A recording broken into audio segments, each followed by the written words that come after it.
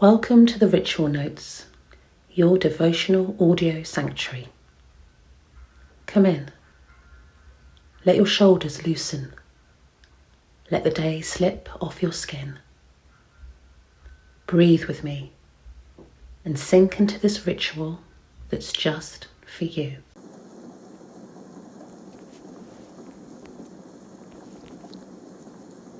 The rain started before dawn. Not the kind that hammers and insists, but the kind that threads itself through the air and never quite stops. November rain. Gentle, persistent. A steady hand on the shoulder. It was the sound of the rain that woke me, and I felt my body answer with the same patience.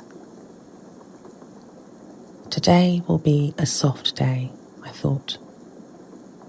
A day to move like the weather moves, gradually and full of gratitude. My flat smells like wet leaves and wood. I open a window just enough to let the room taste the morning. The air slips in, cool and damp, clean as a promise. Somewhere down the street, someone is lighting a fire. The smoke drifts low and sweet, a reminder that warmth is something we make on purpose. I strike a match. One candle, then another. The small flares of light feel like thank yous, quiet acknowledgements to everything that carried me to this room.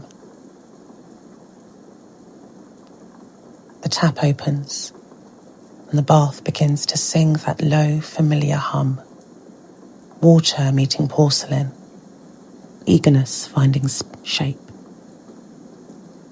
Steam gathers and curls, and I watch it as if watching a thought arrive and soften. This is where the ritual begins, in the noticing. My feet on the cold floor, my breath that I didn't realise I was holding. The way the first ripple on the surface makes a ring, and then another, then a third, and then disappears. I trail my fingers through the water and say thank you under my breath, not to anything in particular, to the fact of just being here. If you were standing in the doorway, I'd tilt my head towards the bath and ask you to listen for the gratitude hidden inside the sound. Can you hear it? The steadiness, the no rush of it all. We are so trained to earn our rest. Well, today, I decide to accept it. I lower myself into the water slowly. Shins, knees, thighs. The place where breath always catches. Then the soft weight of my body finding the basin's curve. Heat swells up around me and the world narrows to warmth, scent and breath. The rain keeps its rhythm at the window. The candle gives a small golden answer. The first exhale is an opening. The second is a release. The third is gratitude with a voice. I let my head tip back and feel the water cradle the tender hinges of my neck. I taste autumn in the air.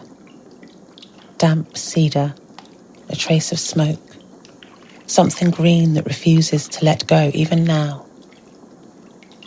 If the year had a heartbeat, it would sound like this bath. Slow, content, sure of its own timing. I think about the things I have carried here, the quiet heaviness that accumulates when we are brave for far too long. I don't have to name them to lay them down. Gratitude is not a denial of weight. It's a way of moving with it more gently.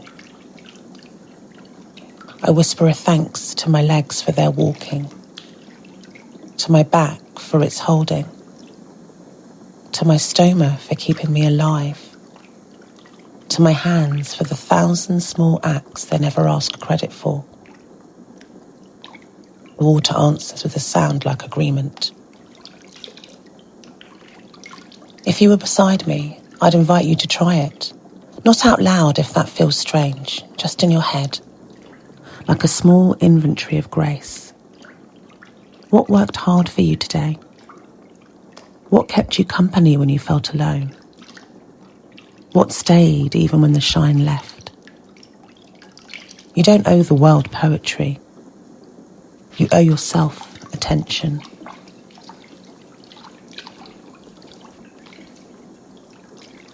Steam rises and blurs the mirror until my reflection is only shape and light. I like it that way. I'm not a picture, I'm a presence.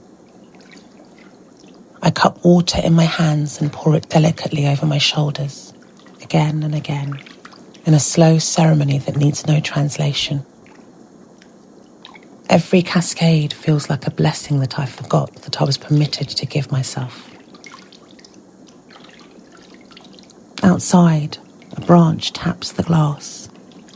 A leaf sticks there, golden brown, veined like a palm line, and then slides away. I watch it go with a softness I didn't have when I awoke. Letting go is easier after being held. That is the bath's lesson, and November's lesson too. Gratitude, I've learned, is a practice of returning to the body after a day of disappearing into tasks, returning to breath after bracing, returning to warmth after standing too long in doorways when the wind gets in. I bring one hand to my heart and feel the rhythm there, steady, loyal, a drummer who never quits the band. Thank you, I say, for the beat, for the persistence, for the way it forgives the times I tried to run ahead. If you were here, I'd ask, what's one small thing you can thank today? Not the shining achievement, not the headline. One small, almost invisible kindness. A sip of tea that was exactly the right temperature. A text that answered at the moment you needed proof of your own existence. The way your body remembered the path home without you telling it how. We collect these moments like seeds. We plant them in the dark. They become tomorrow's steadiness.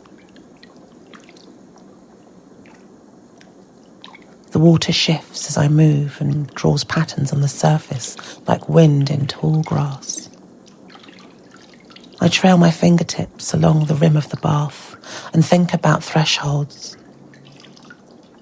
November is one long threshold. Not summer, not winter. A slow hinge, a necessary turning. I feel that hinge in me too. Not because I'm trying to change, but because I'm allowing change to meet me where I am. That difference matters. I place one more thank you on my tongue and let it dissolve. My flat creaks a familiar old bone sound. The candles lean, recover, and stand brighter for the tremble. I smile. Maybe that's what resilience truly is. Not the absence of shaking, but the quiet insistence on shining afterwards. I breathe with the flame and let my breath be a bellow for softness. Time loosens its grip in warm water. Minutes become the length of an inhale, then the length of an exhale. I don't ask the bath to fix me. I ask it to bear witness, to keep company, to make a vessel big enough for the parts of me I forget to bring together. The bath agrees. That's what water does. It gathers. I think of the people who taught me how to be gentle with myself. Some are here, some are gone. Some are strangers whose kindness arrived like the weather, unasked, unowned, undeniable. I say their names in my head, one after another, and send gratitude out like smoke through a chimney. If gratitude has a direction, it's outward and back again, like the tide. If you were close enough to touch the water, I'd ask you to write a word in steam on the mirror. One word you want the month to carry for you. Enough. Ease. Steady. Home. We would watch it fade and trust that the act of naming is powerful, even when the evidence vanishes. A lull settles. The rain pauses in the way that rain does when it's catching its breath. I rise an inch and the cooler air kisses the newly revealed skin. Small bite, then bloom. I pour water down each arm, down the slopes of my shoulders, and feel the difference between before and after. Gratitude thrives in that difference, in the noticing of contrast, in the education of sensation. I rest my palms on the bath's edge and look at the window again. The leaf that slid away has landed on the sill outside, plastered in by the rain. It glows darker now, more itself for having let go of the branch. I understand. When I finally stand up, the bath gives a softer sound, a goodbye that I'd feel in my knees. Water beads and runs, drawing brief silver tracks that vanish as quickly as they appear. I wrap my towel around me, not as a shield, but as a continuation of warmth, and feel the fabric learn my shape. The mirror clears just enough to show a face softened by patience and a mouth relaxed into something close to contentment. If you were beside me, I'd offer the edge of the towel and say, "Hold this," while you answer quietly, "What can you release tonight so you can carry gratitude instead?" You don't have to tell me. You only have to know. I pull the plug and listen to the last whirl as the water leaves. A sound like a circle closing gently. I whisper one more thank you to the room and mean it. Thank you for holding me without asking me to perform. Thank you for reminding me that care can be uncomplicated. Thank you for making ordinary time feel sacred just by asking me to pay attention. On the small table, a bottle waits. The oil I mixed yesterday when the kitchen smelled like apples and cinnamon and the afternoon light was the colour of honey. I lift it, and the gold inside catches the candle's flame as if the sun decided to stay for dinner. I won't rush. Rituals deserve distance between chapters, like breaths between sentences. But I let the future flicker there, just at the edge of now, the glide of warmth across my skin, the way scent turns intention into something the body can understand. The rain returns, softer, even more certain. I close the window to a sliver, and the room gathers itself around the quiet. I blow out the first candle, and then the second. The smoke rises in fine spirals, gratitude turned visible for a heartbeat, then gone. I leave one flame burning, the smallest one, because I like to give the darkness a companion.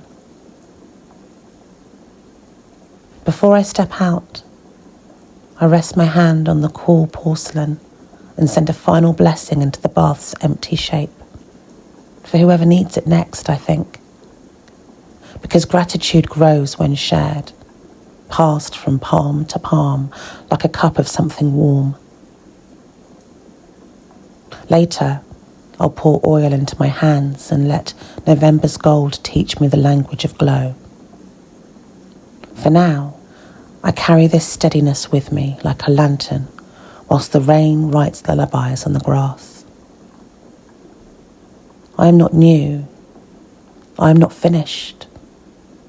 I am simply, finally, here. When you return, bring your breath and one small thank you. I'll bring the light. Between us, the season will open its hand.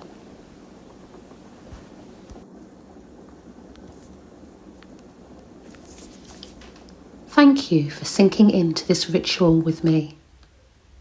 If you'd like to read the written version or experience the live ritual, everything is waiting for you in the links in my bio. And if you want more rituals, more softness, more moments like this, you can subscribe before you go. Until next time, move gently.